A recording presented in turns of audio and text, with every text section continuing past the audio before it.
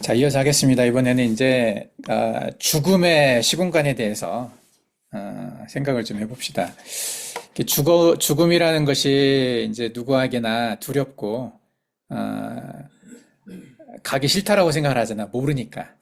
그리고 죽음에 대한 표현을 역사적으로 또 우리가 이제 많은 학습을 해서 좀 배워온 것이 있다면은 죽음은 끝을 의미하고 심판을 의미하고 기회가 더 이상 없어진 것 뜻하니까 대부분 다 좀 싫어하는 표현을 하죠. 근데 이제 죽음에 대한 개념들이 최근에 들어서 많이 좀 바뀌어 가고 있기는 한데 죽고 난 이후에 다른 삶에 대해서 이제 기대감을 갖고 있는 사람들이 있다 보니까 지금이 싫으면 지금이 살기 싫고 희망이 없다고 생각하면 그냥 쉽게 리셋하자라는 개념을 가지고 죽는 사람들이 있어요. 리셋이라고 하죠. 다시 한번 새로운 삶을 시작하고 싶다. 다시 한번 새로운 삶을 살 수 있을 거라고 많은 그 드라마나 영화에서 이제 그런 것들 얘기하다 보니까 이제 쉽게 그런 걸 선택한 사람들이 있는데 죽음이 뭐냐? 또 죽음은 무엇을 이제 어떤 단계를 말하는지에 대해서 이제 성경은 뭐라고 말하고 있는지 얘기를 좀 해보면 어, 죽음에 대해서 이제 여러 가지 표현이 있어요. 성경에 보면 성경에는 죽음을 잠자는 것으로 비유하는 구절이 몇 개가 있어요. 요한복음 11장 11절에 13절에 보면 예수님께서는 나사로의 죽음을 잠들었다고 표현을 하셨죠. 그래서 제자들에게 나사로를 깨우러 가자고 표현을 했어요.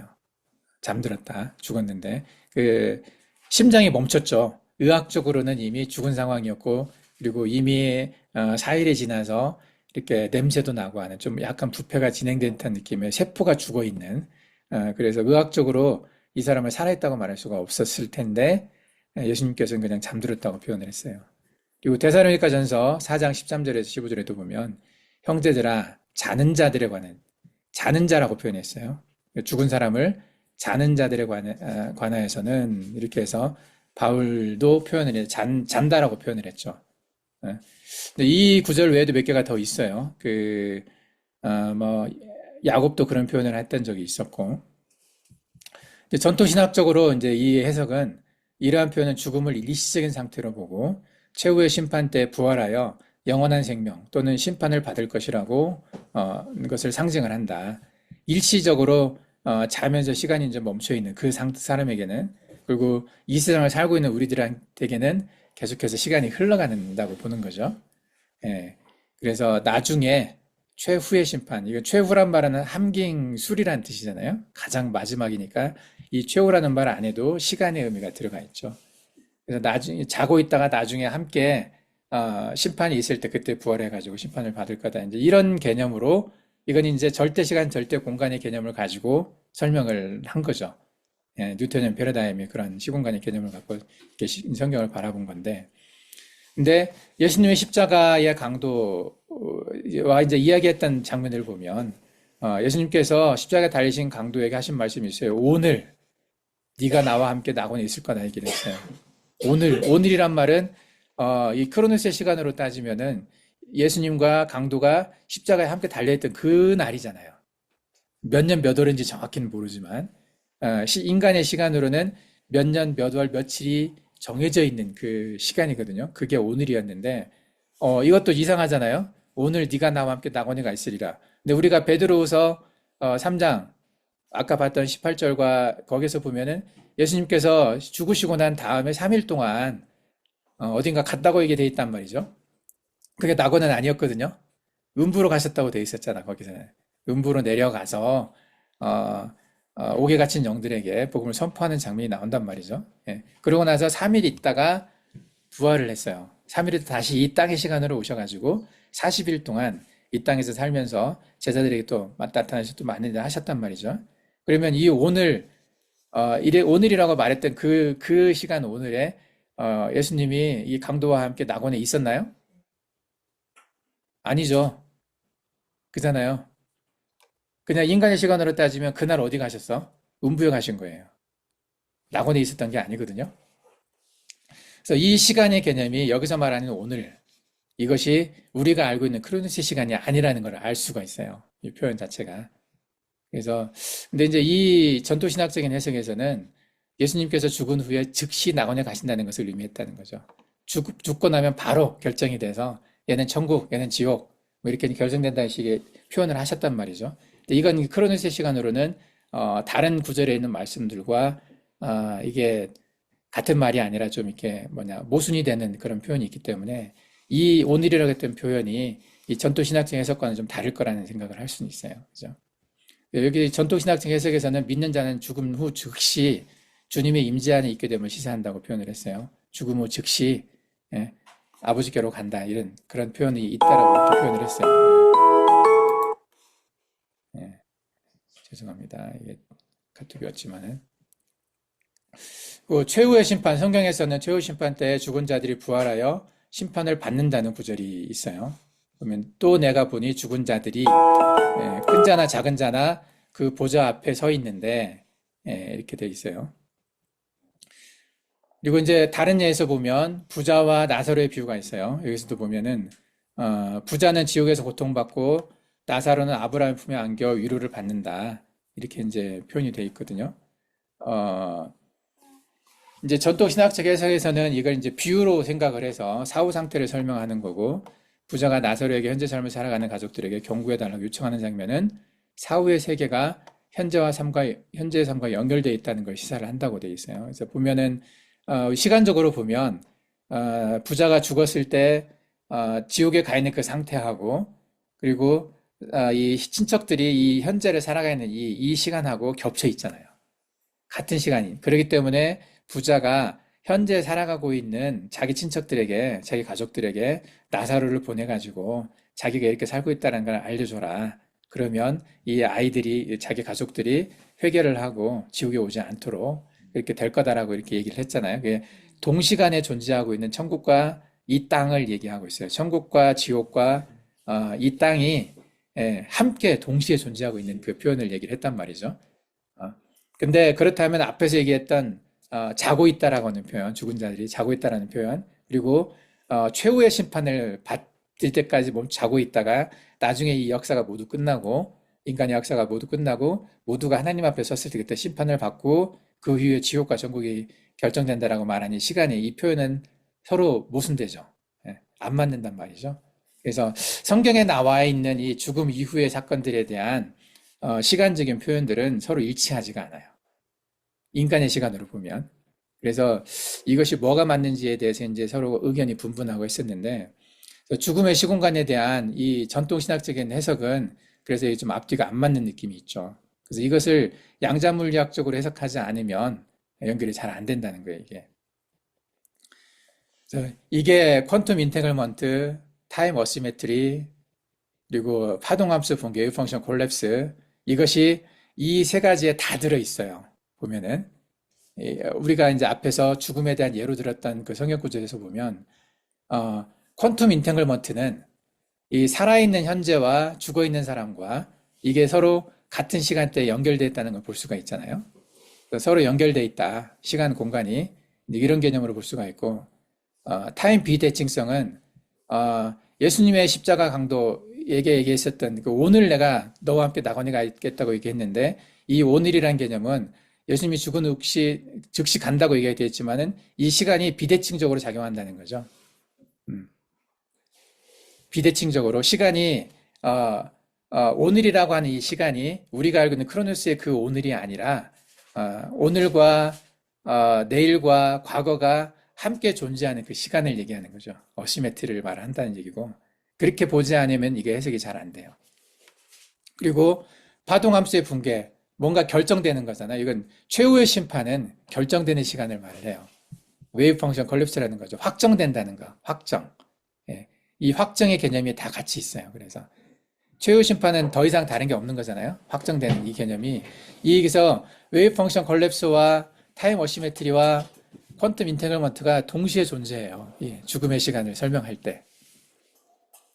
그래서 이 양자물리학적인 시간의 개념을 가지고 보지 않으면 이게 다 따로따로인데 양자물리학 시간의 개념을 가지고 보면 이게 같은 시간이라는 걸 알 수가 있어요. 죽음이라는 게. 예. 여러 가지 각도로 볼 수 있다는 거죠. 예. 무슨 말인지 이해가 돼요? 예. 이걸 조금 더, 좀 잘 이해를 하려면 시간의 구조에 대해서 다시 한번 생각을 해봐야 돼요. 시간은, 이렇게 선형이 아니라 쭉 한 방향으로 흘러가는, 한 번 가면 다시 돌아갈 수 없는 이런 시간이 아니라 시간은 병렬 구조로 돼 있다. 겹쳐져 있다라는 그런 개념으로 보면 이게 이제 내셔널 지오그래픽에서 양자물리학의 시공간의 개념을 설명하면서 만들어 놨던 그 그래픽이에요. 이제 이건 그 뭐 사진으로 이렇게 캡처를 한 거지. 내가 캡처한 건 아니고 누군가 캡처를 해서 인터넷에 올려놨더라고요. 그래서 내가 예전에 이제 이 내셔널 지오그래픽 채널에서 이걸 본 적이 있어요. 이 강의를 들은 적이 있어서 양자물리학을 공부하면서 양자물리학 시공간 개념을 설명하는 이제 여러 그 방송들을 찾다가 보니까 이제 이게 찾은 적이 있었는데 그래서 내가 이걸 찾으려고 열심히 뒤졌어요. 이 사진을 찾으려고. 나는 본 기억이 있는데 안 올라와 있더라고.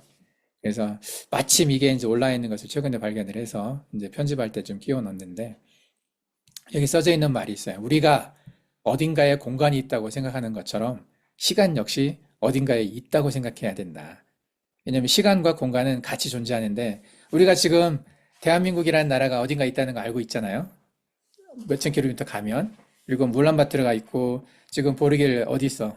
볼강에 있는 걸 지금 보고 있잖아. 예, 그런 것처럼 볼강에 보르길과 어떤 어가 있다는 걸 알고 있단 말이죠. 그런 것처럼 시간도 과거, 현재, 미래 이미 지나간 시간이 지나가서 없다고 생각하는 게 아니라 이미 지나간 시간도 어딘가에 있고 아직 오지 않은 미래의 시간도 어딘가에 있다는 거예요, 같이. 예, 아직 오지 않은 게 아니라 있다는 거죠. 존재하고 있다는.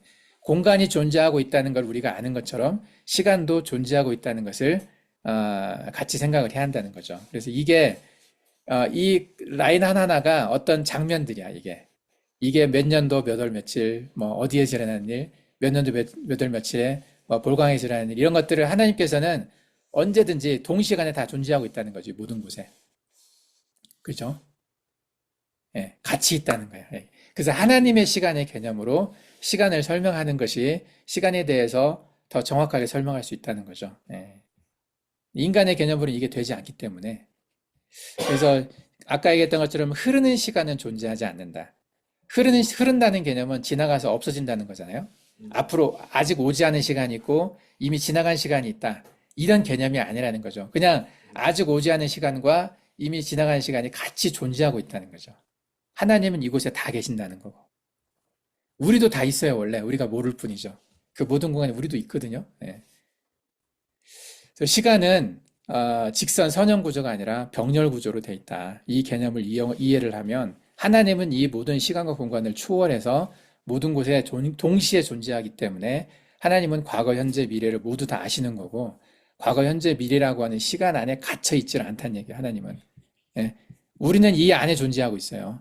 그래서 이 바깥으로 못 나와. 근데 하나님께서는 이 밖에서 모든 것을 보고 계시고 밖에서 모든 것을 모든 곳에 동시에 존재하고 계시기 때문에 이곳에 갇혀 있는 존재가 아니고 그런 개념을 가지고 성경이 써진 부분들이 많아요.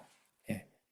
인간의 시점으로 쓸 수 있는 부분도 있지만은 하나님의 시점으로 보면 여러 가지로 썼다는 얘기죠. 우리가 조금 전에 죽음에 대해서 표현한 세 개 구절을 봤어요. 어디에선 잔다고 돼 있고 어디에선 오늘 네가 간다고 돼 있고 죽음 이후에 어디에선 최후까지 기다려야 한다고 돼 있는 거잖아요. 똑같은 어떤 죽음을 놓고 보면 근데 서로 다른 말 같지만 하나님 보시기엔 이게 이제 같은 하나님의 시공간의 개념으로 써졌다는 얘기죠, 이게. 예. 그래서 우리가 성경을 바라볼 때 이 개념을 가지고 봐야 오해가 좀 없다는 거예요, 이게. 하나님의 시고 공간성 그리고 하나님의 전지전능함. 시편 139편 1절의 사절을 보면 우리가 이제 봤던 구절이에요. 모든 것을 아신다는 거죠. 모든 것을 살펴보셨고 아신다. 나의 앉고 일어섬을 다 알고 계시고 멀리서도 나의 생각을 밝게 하시오며 나의 길과 듭는 걸 감찰하시고 이것이 되려면 이런 구조 속에서 모든 곳에 계셔야 되는 거죠. 예.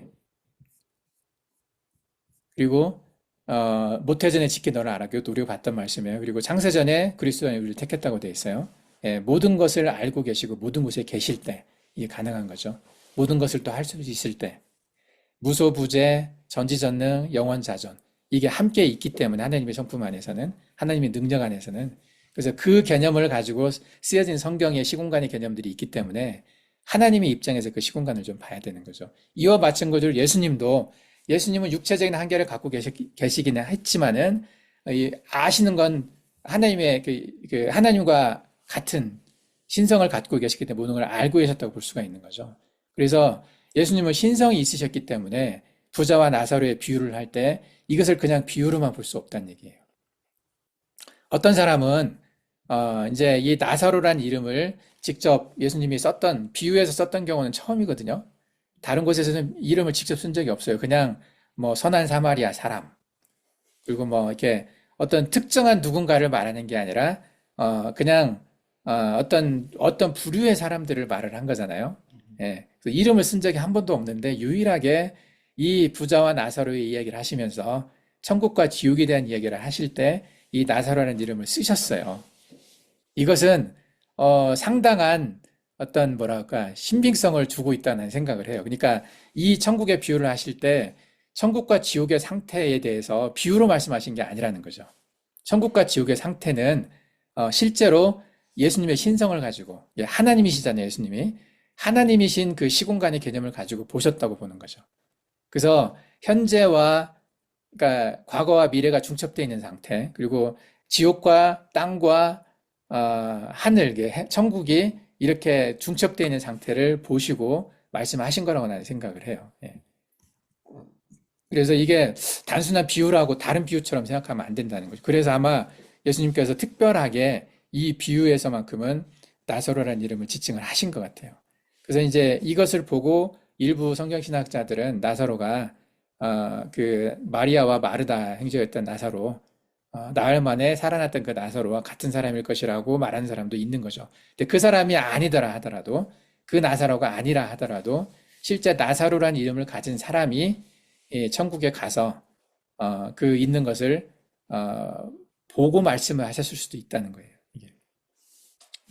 천국과 지옥의 상황이 이걸 그냥 단순히 비유라고만 해서 그 천국이나 지옥에서는 상황들을 실제가 아닌데 그걸 그냥 설명하기 좋게 하려고 가져와서 그 상황을 설정하고 이렇게 말씀하신 것이 아닐 수 있다는 것, 진짜 그 상황일 수 있다는 거예요. 예. 그래서 우리는 부자와 나사로의 비유에서 천국과 지옥에 대한 이야기를 실제로 받아들일 필요가 있어요. 예.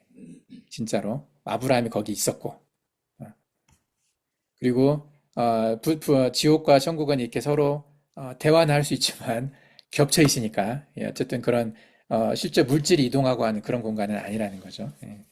그러니까 여러 가지 이제 생각을 해볼 수가 있어요.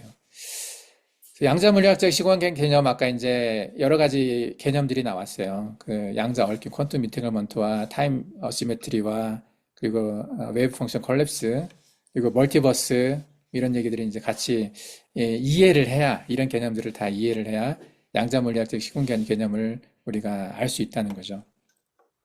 하나님께서는 자기를 설명을 하실 때 알파와 오메가라는 얘기를 하셨어요. 그죠? I'm 아까 이제 내가 아까 그림을 살짝 보여줬는데 나는 알파 오메가라고 이제 요한계시록에서도 세 번 말씀하신 적이 있거든요. 근데 이제 알파라고 하는 것은 시작하는 거잖아요. 알파벳의 처음 시작. 히브리 알파벳 알렙과 헬라 알파벳 알파는 같은 데서 왔거든요. 근데 이 숫자가 1과 1000이라는 숫값을 동시에 가지고 있어요. 예. 이게 알파와 오메가라고 말할 때 아까 하나님께서 나는 뭐 이게 하루가 1000년 같고 하나님은 하루가 1000년 같고 1000년이 하루 같다고 말씀하셨더니 그래서 시간으로 개념 1과 1000은 분명히 다른데 시작과 끝이라고 하는 것이 동시에 존재한다는 거죠. 하나님 안에서는.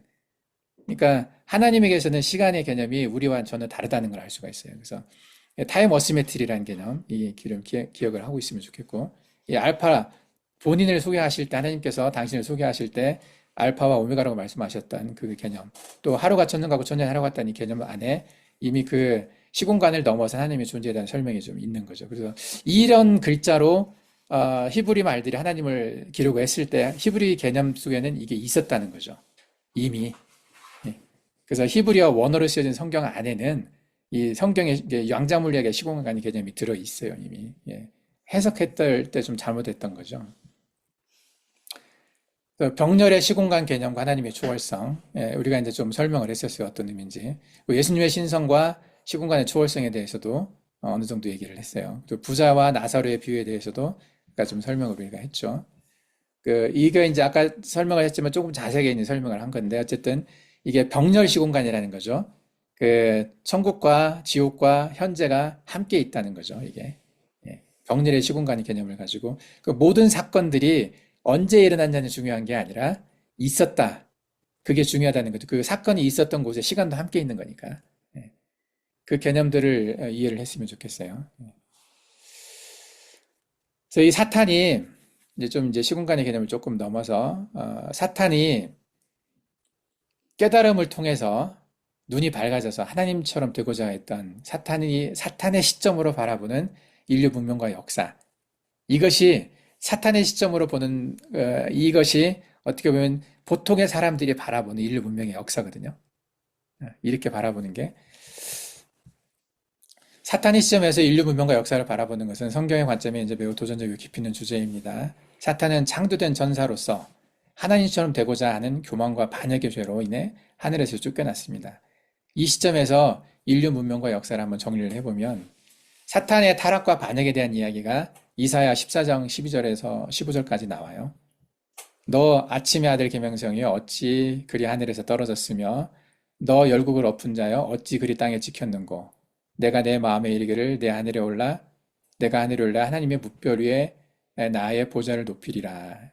지극히 높은 이와 같아지리라 하도다. 이제 이 구절이 사탄의 정체성과 사탄의 성품, 사탄의 비전들이 그대로 표현되어 있는 아주 짤막한 구절이지만은 사탄의 거의 모든 게 담겨져 있는 그 구절이라고 볼 수가 있어요. 그래서 이 구절이 이제 내가 책 여러 군데 이것들을 표현을 하면서 이 사탄의 세계관이 인류 문명의 역사의 세계관에 그리고 사람들의 세계관에 얼마나 많이 이게 들어가 있는지 이 세계관이 그대로 반영이 돼서 에덴 동산에서 선악과에 대한 이야기를 이브에게 했었을 때 네가 이것을 먹게 되면 네 눈이 밝아져서 네가 하나님처럼 된다라고 자신 있게 말을 했거든요.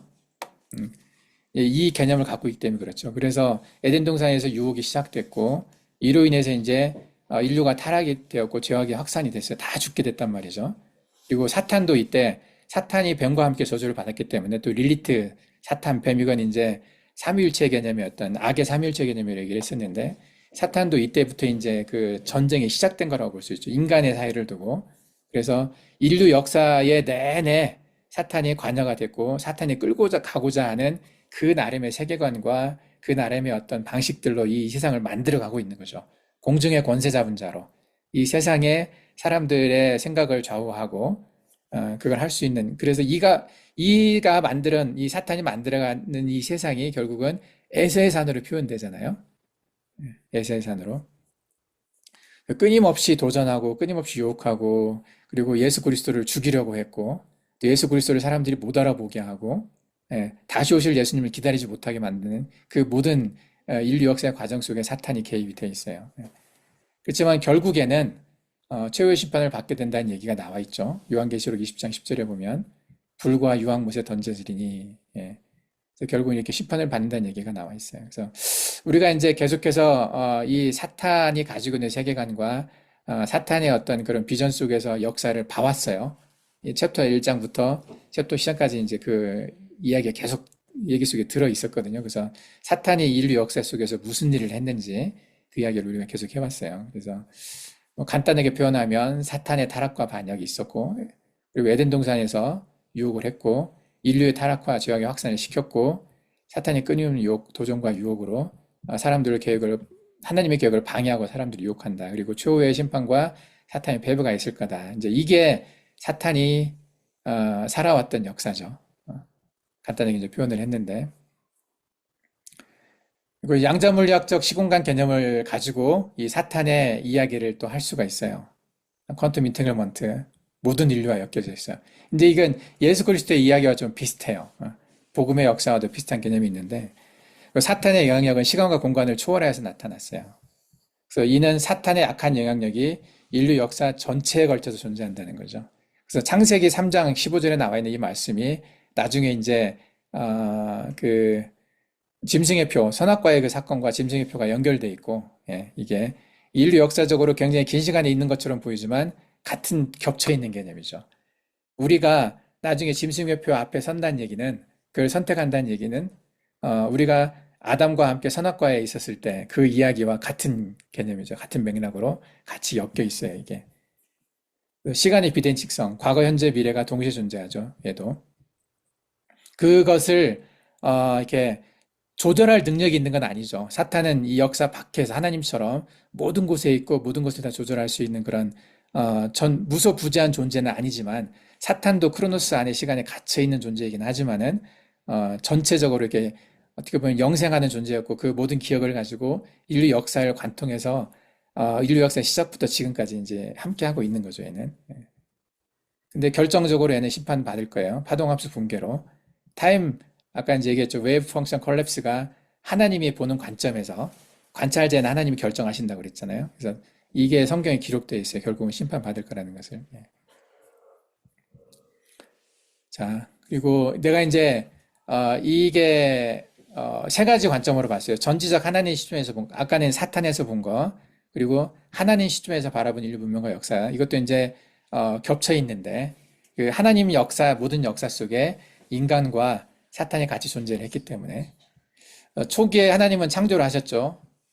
태초 하나님이 천지를 창조하시니라. 그리고 노아 홍수 여기에서 이제 하나님부터 새롭게 시작을 하셨고 이를 그 이스라엘 선택을 하셨어요. 그리고 출애굽 과정이 있었고 예수 그리스도가 이제 탄생을 하셨어요. 그리고 예수님이 이제 일을 하셔서 십자가에 박혀 죽으심으로 인해서 하나님께서 계획하셨던 그 하늘의 뜻이 이 땅에 이루어지는 그런 중간에 또 하나님의 나라가 이 땅에 임하게 되는 그런 계기가 됐었죠, 이게. 그리고 사도들을 통해서 복음이 확장이 됐고 그리고 교회가 만들어지고 지금까지 확장되어서 왔어요. 그 최후의 심판과 하늘과 땅, 새로운 하늘과 땅, 이제 천운왕국이 있고 그 다음에 이제 천국에 이르기까지 이게 하나님의 계획 속에 있죠. 그리고 이제 인간의 입장에서 바라보는 영적 전쟁의 전쟁터를 보는 인류 문명의 역사, 이렇게 비슷한 개념이에요. 비슷한 시간의 흐름인데 어떤 관점으로 봤느냐에 따라서 이제 그 역사가 조금 다르게 내가 썼는데 영적 전쟁의 전쟁터로 본 인류 문명의 역사는 가장 표현이 잘 되어 있는 곳이 요한계시록 12장이에요. 요한계시록 12장은 인류 문명 전체 영적 전쟁의 그 상태를 한 장에 다 포함해서 집어넣었다고 봐도 될 정도로 요한계시록 12장 안에는 모든 역사가 다 들어있어요. 그 안에 인간과 사탄과 하나님과의 모든 엮여있는 그 관계들이 다 들어있는데 요한계시록 12장 1절, 2절에 보면 하늘에서 큰 이적이 보이니 해를 입은 한 여자가 있는데 그 발 아래에는 달이 있고 그 머리에는 12별의 관을 썼더라. 좀 어려운 말이죠. 이 여자가 아이를 배워 해산하게 되고 아파서 애를 쓰며 부르짖더라. 이 여자는 하나님께 속한 백성들의 상징을 하죠. 그리고 12별은 이스라엘 12지파 또는 교회의 12사도를 나타냅니다. 해를 입고 달 아래에 있는 모습은 하나님의 보호와 인도를 상징을 하고 이 여자가 해산하는 아이는 예수 그리스도를 의미를 하죠. 하나님의 계획이 이제 시공을 초월해서 이제 전체적인 흐름을 나타내는 건데 인류 역사 속에서 이제 이것이 드러나 있는 것을 볼 수가 있어요. 3절에서 4절에서 보면 또 다른 이적이 하늘에 보이니 보라 큰 붉은 용이 있어 머리가 7이요 뿔이 10이라 그 여러 머리에 7왕관이 있는데 그 꼬리가 하늘의 별 3분의 1을 끌어다가 땅에 던지더라. 이게 이제 우리가 알고 있는 사탄이 붉은 용이잖아요. 사탄을 큰 붉은 용이라고 표현을 했는데 그 세력은 하늘의 별 3분의 1. 여기서 이제 천사의 3분의 1이 반역했다라는 표현이 여기서 나오잖아요. 그래서 그 세력은 하늘의 별, 천사들의 3분의 1을 끌어내려 그의 편으로 만들었고 사탄은 예수님을 해치고자 했지만 하나님의 보호로 실패를 했어요. 그 애를 삼키고자 했지만 하지 못했던 이야기가 우리가 성경 역사에 나타나죠. 예수 그리스도를 죽이려 했던 이야기. 그죠? 베들레헴에서 예수님이 태어났을 때 그때 죽이려 했던 이야기가 나와 있고 그리고 십자가에 달려 결국은 죽게 만들었죠. 그 모든 일들이 이제 사탄은 자기 일을 열심히 한 거죠. 예수 그리스도가 이 땅에 태어나지 않고 죽으면 자기가 이 땅을 계속 장악하고 살 수 있을 거라 차지할 수 있을 거라 생각을 했는데 하나님의 큰 뜻 안에서 예수 그리스도가 십자가에 죽어야 한다는 이야기를 얘는 몰랐었죠. 그래서 어렸을 때는 하나님이 지키셨고 십자가 달려 죽으셨을 때는 예수 그리스도 그걸 선택을 하셨고 하나님은 그것을 그냥 방관을 하셨죠. 그때 이제 엘리엘이 나마 사막다니 아버지여 나를 왜 이렇게 버리셨냐고 이렇게 예수님께서 하셨던 그 말씀이 십자가에 죽으시도록 내버려 두셨던 거잖아요. 그때서는 버려진 거죠. 그때 어쨌든 그 한 번의 그 죽음이 있으셨기 때문에 그일로 인해서 이제 사탄이 자기의 계획을 실패를 한 거잖아요. 나중에는 알았지만 그래서 베드로를 통해서 어, 예수님 보고 도망가라고 했잖아요. 죽지 않게 십자가에 달려 죽지 마시라고 얘기했고 그때 예수님께서 하셨던 말씀 그 사탄아 물러가라. 그 말씀을 하셨던 것이 사탄이 그렇게 이제 나중에서 알게 된 거죠. 이렇게 아, 죽으면 안 되는구나 예수님께서 십자가에 죽으시면. 근데 그 과정에서 이제 또 하나님께서 역사하셨기 때문에 결국은 십자가에 죽는 것에 성공을 하셨죠. 예. 여자가 아이를 낳으니 5장 6절에 5절 6절에서 보면 여자가 아들을 낳으니 장차 철장으로 만국을 다스릴 남자라. 이 철장으로 만국을 다스린다는 남자 이것이 결국에는 그 천년왕국에서 이제 이루어지게 되잖아요. 철장으로 다스린다는 표현이 천년왕국에 돼 있어요. 그 여자가 광야로 도망하며 거기서 1260일 동안 그를 양육하기 위하여 하나님이 예배한 곳이 있더라. 예.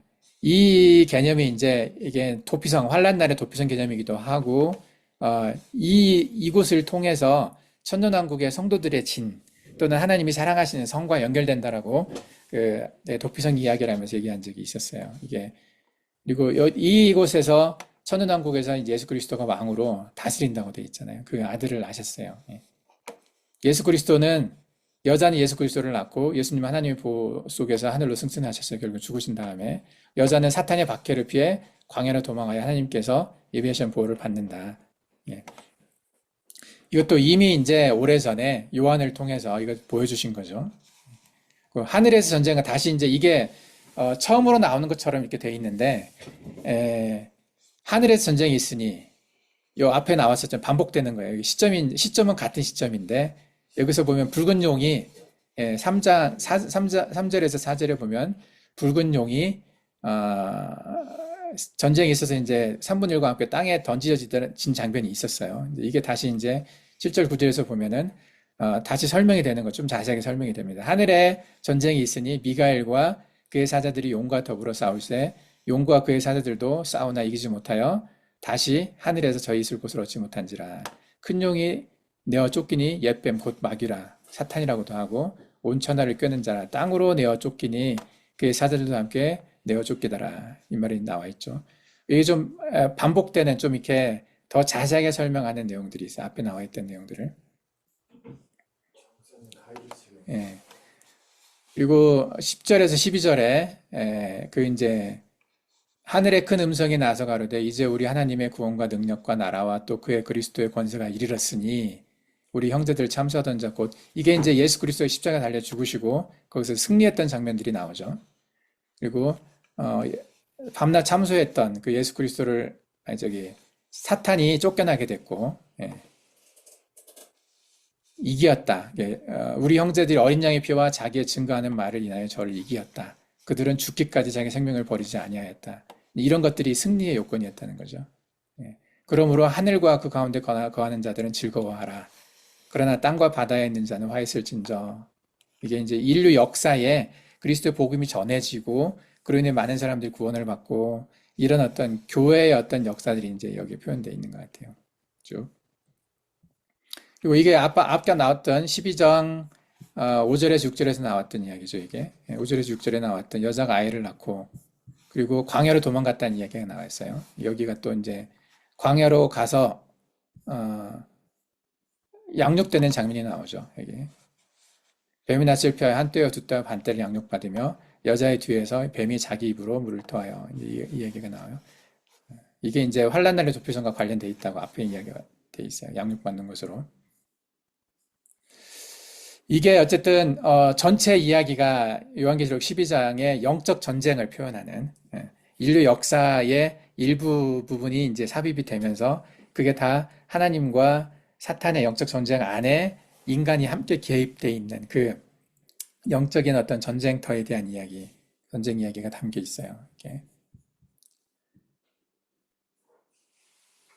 예수 십자가의 죽으심과 죄사함, 뜻이 하늘에서 이루어진 것 같이 땅에서 이루어졌다는 이 말이 하나님의 뜻이 하늘에서 이루어진 것 같이 땅에서 이루어졌다. 이 말이 이제 굉장히 중요한 말이잖아요. 성육신에 대한 개념이고 이게 인류 역사를 관통하는 가장 중심에 있는 가장 중간에 있지만 이것이 과거와 미래로 다 퍼져나갔잖아요. 그래서 전체 우주의 인간 모든 역사를 감싸고 있는 사건이거든요. 이게 하늘에서 뜻이 이루어진 것처럼 땅에서도 뜻이 이루어졌다는 거죠. 이게 하늘과 땅이 같이 겹쳐져서 이게 함께 돌아가는 그 의미를 얘기를 하고 있어요. 그래서 이 이야기가 성경에 이제 여러 구절에 표현되어 있었죠. 요한복음 3장 16절. 하나님이 세상을 이처럼 사랑하사 독생자를 주셨으니 이는 그를 믿는 자마다 멸망치 않고 영생을 얻게 하려 하심이라. 이게 하나님의 뜻이죠.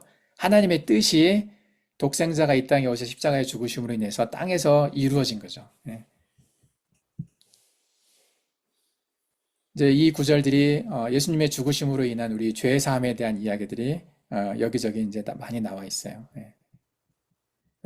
고린도후서 5장 21절, 로마서 5장 8절, 그 베드로전서 2장 24절. 이게 하나님의 뜻이 하늘에서 뜻이 이 땅에 이루어진 사건들이 예를 든 거죠. 이게 이제 성육신에 대한 사건이고 예수 그리스도로 인해서 우리 죄가 다 씻어졌다는 얘기. 이게 하늘의 뜻이었거든요. 이 땅에 이루어진 구체적으로 역사를 통해서 이 땅에서 이루어진 이야기들이 반복되어 나와 있어요. 그래서 이것에 대한 전통적인 해석들이 대속 대신 예수 십자가에 달려 죽으심으로 우리가 죄를 사하여졌다. 그 대속의 의미. 그리고 우리가 믿음으로 이 예수 그리스도를 믿음으로 인해서 예수 그리스도가 십자가에 죽으신 것에 내 모든 죄가 거기에 넘어가서 그리고 예수 그리스도가 죽으셨기 때문에 내가 나음을 입고 내가 살았다는 것을 믿음으로 그 믿음으로 이렇게 된다는 것이 이제 굉장히 중요한 해석이죠. 이게 다른 방법이 아니라 예수 그리스도를 믿음으로 우리가 의롭게 된다는 거죠. 또 의로워야 의로운 자들만 천국에 갈 수 있기 때문에 이것이 이제 하나님의 사랑과 은혜라는 거죠. 예수님의 십자가의 죽으심은 하나님의 무한한 사랑과 은혜를 나타내며 이를 믿는 자들은 하나님의 자녀로 구원을 받습니다. 이게 성경에서 계속 얘기하는 핵심의 이야기고, 이걸 이제 뭐 양자물리학적으로 설명하는 것은 이제 반복된 좀 의미가 있어요. 그래서 나중에 한번 읽어보시면 되고, 이제 이 파동함수의 붕괴에 대해서 우리가 이제 중요하다고 얘기를 했잖아요. 이게 웨이브 펑션 컬랩스는 하나님께서 우리를 보는 관찰자 시점에서 이제 우리의 상황이 확정되는 것을 뜻한다고 되어 있잖아요. 이게 일단 확정이 되게 되면 그 확률이 확정으로 바뀌는 거거든요. 예. 이것은 이제 크로노스의 시간으로 우리에게 나타나는 시간이죠. 양자물리학의 입자에서는 입자가 여러 상태에 동시에 존재할 수 있는 가능성의 중첩이라고 그랬잖아요. 이것은 확률이에요. 슈퍼포지션이라고 결정되기 전에 여러 가지 기회가 있었을 상태였는데 그 기회는 여러 가지가 있을 수가 있어요. 여러 가지 있을 수가 있는데 관찰이 이루어질 때 특정 상태로 결정이 돼버린다는 거죠. 이것이 이제 아까 얘기했던 관찰자의 역할.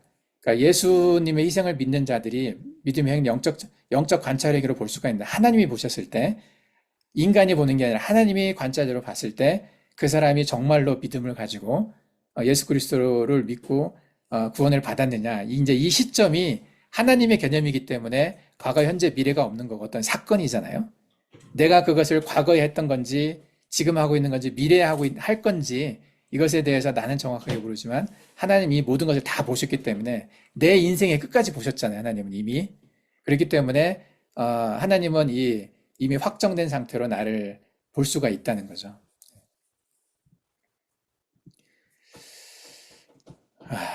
그래서 지금 이제 끝났는데 거의 뭐 빨리 하려고 했지만 다 못 끝냈지만은 다음에 이제 십자가가 복음이 어떻게 전파되는지 보편성과 얼마나 공정한 건지 그것에 대한 얘기를 좀 해보겠습니다. 이게 절대로 누구한테 기회가 있고 누구한테 기회가 없고 그게 아니었다는 걸 얘기를 하겠습니다. 오늘 여기까지 하고 다음 주에